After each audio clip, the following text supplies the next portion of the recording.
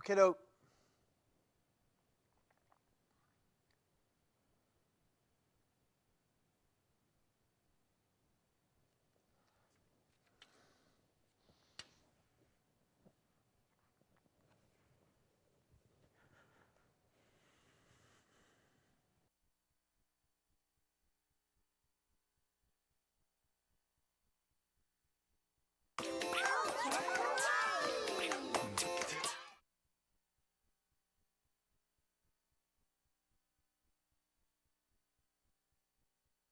In a lot of episodes, we've shown you animals doing a number of different things, from jumping up and down to swimming to playing with shoes. But today, it's a special day because we're going to show you dogs doing one of the most favorite things they love to do, riding in cars. Let's watch them.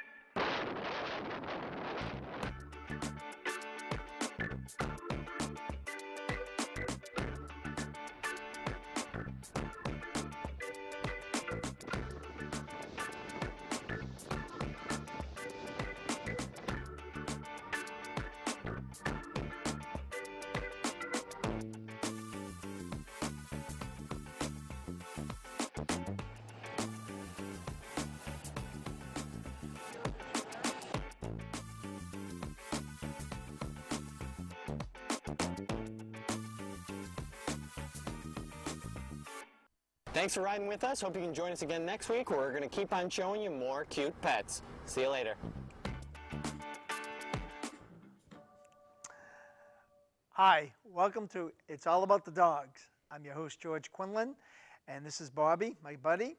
And cute videos, quite interesting, pretty scary. We see it all the time. People drive around with their dogs in their lap. They think it's kind of cute. They're hanging out the window. They're jumping around the back seat, barking. They're hanging their head out the window, barking at people and things when they go by. Some see it as cute. I see it as dangerous. You're not thinking, be aware that when your dog does this, you have debris hitting this dog in the face at a high speed, or whatever speed that you're driving. If you get too close to the shoulder, you can get a branch in the face. Dogs have fallen out of the car window before. And as an ambulance driver for the SPCA and Angel Memorial Animal Hospital in Boston, I had to pick up a dog that was destroyed because it fell on the ground and got road rash. If your dog falls out the car and survives, it runs the risk of being hit by another vehicle. Or, worse yet, and it is worse, if another vehicle swerves to avoid your dog and causes an accident, and a human being, a child, is killed. So we really need to think about, it may be cute, but is it realistic? Would you let your children do this? No, we wouldn't. We don't even have to talk about that. There are laws to protect our kids. Do we really need laws to protect our dogs? Can we use common sense and say, maybe I never really thought of it this way before, and let's see what we can do to help to make the dog safer. Dog crates work really well. Well, my car's not meant to have a dog crate. It's not big enough. Well, harnesses will work. You want to look at, there's so many ways that you can protect your dog. And so let's take a look at a program that was done by Diane Sawyer. And let's look at the other side of what we just saw and see if it makes a difference and you look at this a little different when we're done.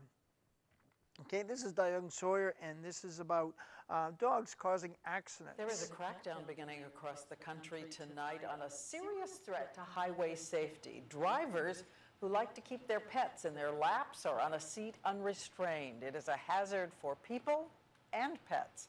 Here's ABC's Dan Harris. The windswept canine drinking in the open air, it's an icon of the American road. We drive with them on our laps and sometimes even give them free rein in the car. But while we're all well versed in the dangers of texting and driving, AAA finds nearly a third of all drivers today admit to being distracted by their pets, too. States are starting to move on this. Hawaii now outlawing drivers from holding a pet on their lap. Rhode Island and Oregon may do the same, while drivers in Arizona, Connecticut, and Maine now face fines. All because of accidents like the one David Reed survived. Driving with his daughter, their dog jumped into Reed's lap, and he took his eye off the road for just a second. I tried to stop in time and swerve, but I wasn't able to get stopped. And it's not only dangerous to you, but also to your pet. Look at this crash test. Stopping short sends a dog dummy flying through the car into the windshield. Look at it again, the pet becoming a projectile. In a 35-mile-an-hour crash, a dog weighing 50 pounds is propelled forward with 1,500 pounds of force. You wouldn't drive with your child in your lap, so we want to keep them safe just as you would your child. Today, Dr. Kat Miller from the ASPCA, along with a dog named Ron, showed us how to keep your pet safe with a special, inexpensive harness. The length of the tether should allow him to sit comfortably and stand up normally, but not to roam around the back seat. I feel so responsible driving this way. Lest you fear you're taking away a vital freedom from your dog, check out how Ron reacts when strapped in. He looks like he's enjoying it. Yeah, you want a tummy rub? Dan Harris, ABC News, New York. Okay. It's unfortunate we have to have laws, like I said, but we really do, because we're just not aware of what could be happening to our animal. As an EMT, if I come across a scene of an accident and I need to be able to get to you and your dog is loose in the vehicle, preventing me from getting in, your life is in danger. Let's say that the door pops open, your dog is loose. Many, many dogs have run away because they're frightened, because of the destruction, the mayhem, the noise. The dog runs off and sometimes can never be found. It's not uncommon for me to get phone calls from somebody asking me, what do I do? My dog, I just had an accident and my dog has run off and we can't find him. And it takes weeks, and if we're lucky, they're microchipped, we might be able to find them again. This happened one time up in the Cascade Mountains of Oregon. And if we didn't find that dog, it would have never survived up there. What we did do was I had them put the crate, they took that crate from home and put it in the woods with some clothing that belongs to the owners, and the dog was found in the crate a couple of days later. We have a crate at home? Think about using a crate in the car? Why not? Well, my car's not made for it. Well, then we need to consider this when we're getting a dog and we want the dog to travel with us. What's the safest way to travel? The crate is the safest way. It's an airline design. It's designed to keep the dog safe in case of impact or being crushed by products that hitting the crate. Is it 100%? No, but it sure is better than anything else. It keeps the dog confined to a small area from being a projectile. When we have car accidents, not only are we having the impact of the car, then we have impact of the body, whether it's my body or my dog's body, hitting an object in the vehicle. Once that dog now is, or human, is moving at the same speed as that car at 55 miles an hour, we hit something. Now the human and the dog gets a projectile and they hit. So that's why we wear seatbelts. That's why we have airbags. If that dog is in the front seat with you and not held in, you don't have airbags, through the window. If you do have airbags, that airbag comes out and crushes the dog into your chest and into your face, and now we have problems. People are injured by airbags even while they're seatbelted. Your dog could be killed. If the dog's riding in the crate, the projectile is a smaller motion, and like I said, there's another accident taking place because when your body hits the vehicle, your inner organs and your brain is also moving at that same speed, and it gets shifted forward and hit your skeleton and then falls back into its position, hopefully. my point is that we need to protect our dogs the way we protect our children and hopefully protect ourselves. We need to be responsible to protect other people in our community from our dogs jumping out the window. Think about this. Your dog jumps out the window, might survive, could get hit by another car. Worse yet, it survives the fall out the window, the car in back of you swerves to avoid you, and it jumps up on the curb and takes out a pedestrian or runs into a tree. You're now risking the life of a human being because your dog fell out the window of the car because he had too much freedom in the car. It all comes back to owner responsibility. We love our animals. It's not cruel to crate them. It's not cruel to seatbelt them. It's the best thing we can do. I love my animals. I want to keep them safe. I can't take them with me if I can't keep them safe. If I'm going out for a long time for shopping, leave them home. Let them rest. There are options that you have. If you can't afford to put a crate or you cannot fit a crate into your vehicle, they make seatbelts. And seatbelts are one of those things that we can fit easily into our back seat of our car. Why the back seat? No airbags in the back seat. Coming into the dog, you still have the seat to protect the dog from hitting you. You saw what the projectile, the force is. That's strong enough. That dog's flying from the back seat. It's strong enough to hit you. It's strong enough to hit you from behind and break your neck. Okay, so the seat belt will help, but you need to be aware when you buy anything. You have to be a good consumer. It's a buyer beware. Do your research. Find out what is the best harness for your dog to fit in the back seat. There's not a lot of tests done, but read them and find out. If you buy it off Amazon, look at the results that people are giving. Find out what you can. There is one organization that did do seatbelt tests, okay? And so you want to do your homework. This is a crash test, one of the few that was done with the dogs using, I believe it was 4 different types of seatbelts. Let's see what the results were for the result of a dog being harnessed in the back seat of a car. Okay, remember, like I said, crates are the safest, but if you can't fit a crate, the harness will help, but do your research.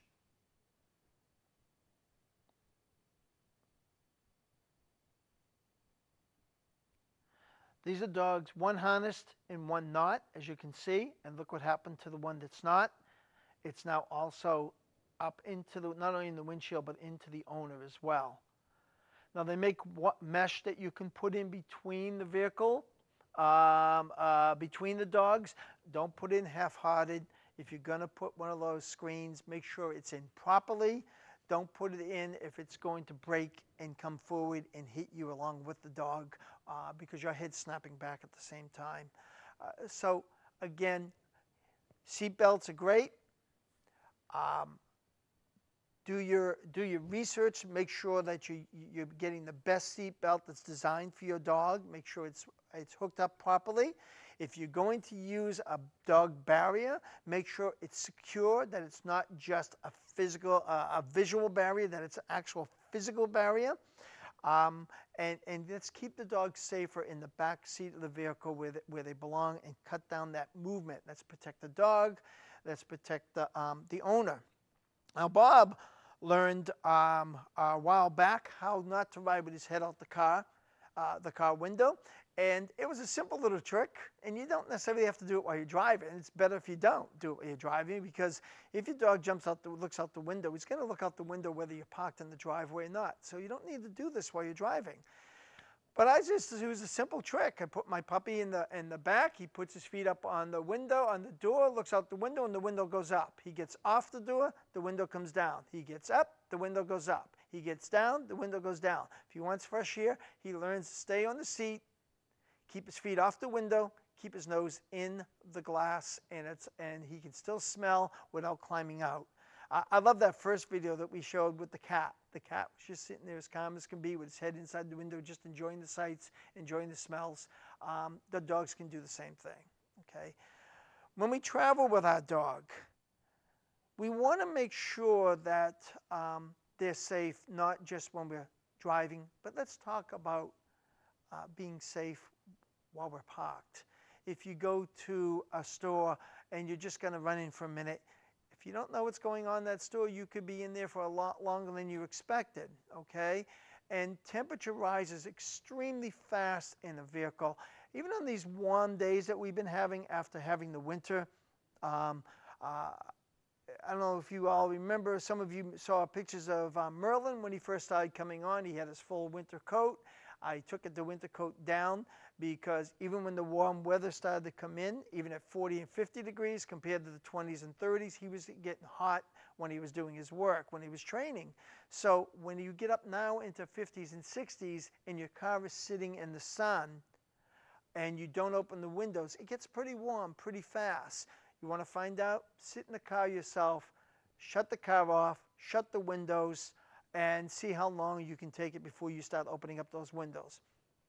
If you want to even take the test a little further, sit in the car and you're sitting feeling like you're too hot, crack the windows just a little bit and see if that helps or not. Remember, we regulate our temperature better than dogs do. We sweat. We have a lot of area to perspire from. They have a full coat. They sweat through their pads of their feet and their tongue. If you start to see a dog when it's called spooning, when you see that tongue opening up wide and it looks like a big tablespoon, that dog is starting to overheat. It won't take but a few more minutes before that dog could start to go into convulsions. So let's take a look of a clip that was done by Red Rover. Red Rover is an organization that goes out to emergencies and disasters, but they do a lot of public education programs for people. And they did this piece with a car and a chocolate dog. And let's see what we get the results and see if this helps you understand what I'm saying. Okay, this was taken in the parking lot. A dog was spotted in severe distress on a security camera at a mall in Sacramento, California. We're using this chocolate dog as a stand-in to show you what happens when you leave your dog inside a hot car. It's 12:25 now, and my phone says it's about 77 degrees outside. This car's been here for about 10 minutes, so I've given animal control a call. Aaron, how hot was it inside there? Right now, the vehicle's 98 degrees. Dogs can't handle heat like we can. They don't sweat. If there was a real dog in there, he'd be pacing, panting, and looking for a way to get out. Studies have shown that cracking a window really just doesn't help. The car's been here about an hour, and outside the temperature is 90 degrees. If I do measure the temperature on the seat, I get a reading of about 161 degrees. What would a dog be going through? It would be experiencing nerve damage, heart problems, brain damage, and eventually death. If you need to go shopping or run a few errands, the best thing to do is to leave your dog at home. Now, if you see a dog that's not in distress inside of a car, you can leave a flyer like this one on the windshield and remind the owner that it's dangerous to leave a pet inside the car. If you see a dog that is in distress in a hot car, call 911. For more information on how you can help, please visit mydogiscool.com. I want to say that I don't believe people do this intentionally. I really want to believe that people have the best intentions when they take the dog with them because they love to have the dog as company, but you never know how long you're going to get trapped when you go shopping. So you're going shopping, you're going into a large box store or a grocery store, leave your dog home. Let the dog rest where it's cooler and take care of the business. If you see a dog that's stressing, please be cautious on how you approach the person. You can have the greatest heart in the world and mean the best intentions to talk to this person and show your concern. Some people are going to get very defensive. There was a case in Oregon, and this is a worst case scenario, but it's true because it happened to me. There was 5 of us on a behavior seminar that we were working, and we were having lunch together, and we were sitting in this restaurant. And I was watching this dog, a golden retriever, in this car with California plates, and the windows were cracked just a little. The dog kept trying to get up to the window and breathe. And so the 5 of us were watching closely to make sure and monitoring this dog. We saw people getting up, and they were talking, well, we got to get out.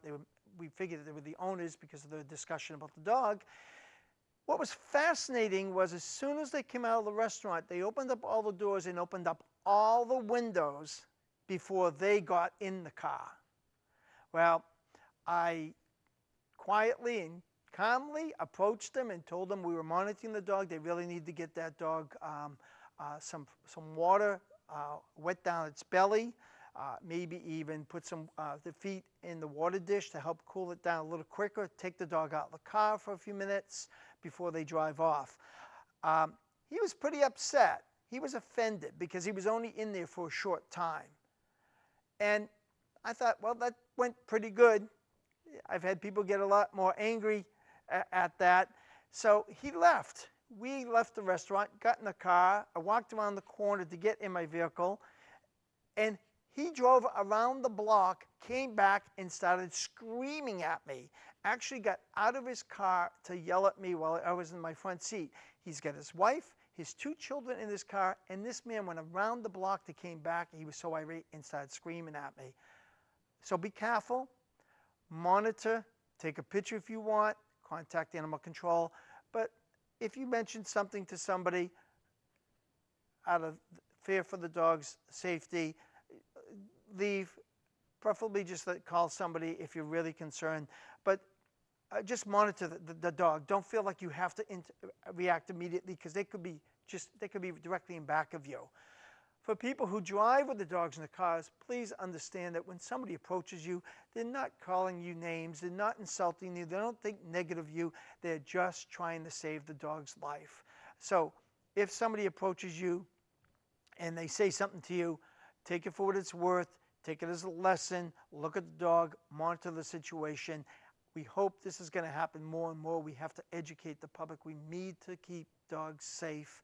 We need to keep our humans safe by the pedestrians on the street. If a dog falls out and you try to avoid it, there's so many connections. Teach the dogs to ride safe in a crate or seat belted or behind a barrier, and a barrier would be my last choice.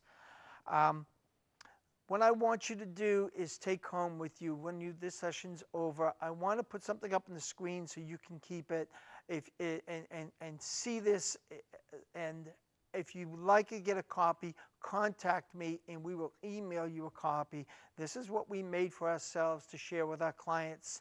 And hopefully by summertime, we're going to have some little booklets made up so we can give to our clients to share with people, to educate the public, not to ridicule, not to insult, but to educate each other as we go along. What I'd like to do right now is show you how fast temperature changes in a car. And look at this. At 85 degrees, 10 minutes sitting in the sun, the temperature in the car will shoot up to 102. You may put the air conditioner on when you're driving, but when you shut that AC off, that car is baking, and it's getting really, really warm. Be aware that you may have the greatest intentions in the world by going into the store for just a short time, but you get hung up, something happens, and when you come back out, your dog could be in stress. Keep your dog cool. If you see a dog in a hot car, try to find the owner. Call Animal Control 911 if the dog's in distress. If the dog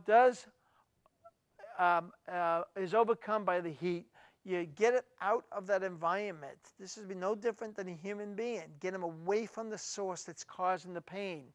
Wet its feet, wet its belly. Some organizations will say soak the dog down. You may not have enough water to be able to do something like that. Soak the belly on the bare skin. Put the feet in water if you can. This will help. Don't let the dog drink excessively. Let them just get their face wet. I wet my dog's face down after we finish working to just kind of help give them the moisture in their mouth. I don't soak my dog's body because it just sometimes makes the dogs hotter. I'm not saying if you get a hose, you want to do it, that's fine, but it's the underbelly that'll cool the dog down. If you would like a copy of this, contact the station about the show if you have trouble finding me. Otherwise, my name will be up at the end of the show with my email address, my phone call, my telephone number, email me. I will email you back a copy of this so you can have this for yourself to share with your friends and families. Remember, the dogs are with us for a short time. We bring them in our house to share our life with them. They really depend on us to know the difference between right and wrong. And they're with us for just a few years. They're never with us long enough. And at the end of the day, it's all about the dogs. Thank you for joining us. We'll look forward to seeing you again.